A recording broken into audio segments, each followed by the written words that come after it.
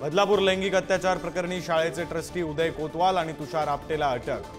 Police आज कोर्टात हजर करणार, तर अक्षय शिंदे एन्काउंटर प्रकरणी पुढील सुनावणी 18 नोव्हेंबरला।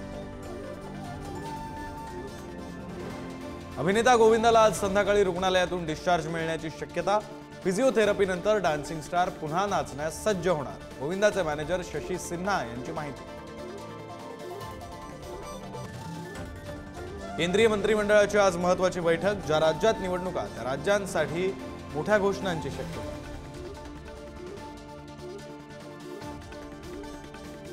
उद्धव ठाकरेंच्या शिवसेनेचं मशाल गीत लॉन्च। येत्या दसरा मेळाव्यात अमित शहांच्या वक्तव्याचा समाचार घेण्याचाही ठाकरेंनी दिला इशारा।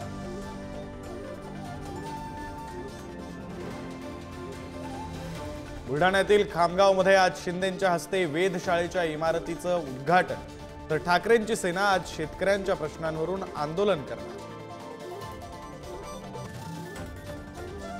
काँग्रेस नेते राहुल गांधी उद्यापासून 2 दिवस कोल्हापूर दौऱ्यावर।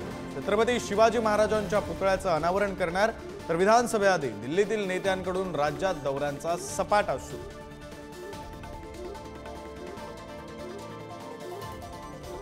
नांदेडमधील फेसबुक पोस्टच्या वादातून ठाकरेंच्या शिवसेनेचे उपशहर प्रमुख संतोष वडवळेंचं अपहरण करून बेदम मारहाण, बोटही छाटली। भाजपच्या कार्यकर्त्यांनी मारहाण केल्याचा आरोप।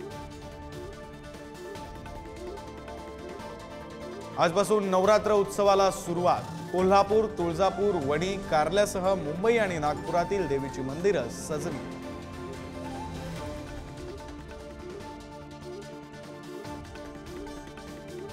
मुख्यमंत्री शिंदेंच्या ठाण्यातील टेंभी नाक्याच्या देवीच्या आगमनाची जय्यत तयारी। मुख्यमंत्री शिंदे टेंभी नाक्यावर उपस्थित राहणार।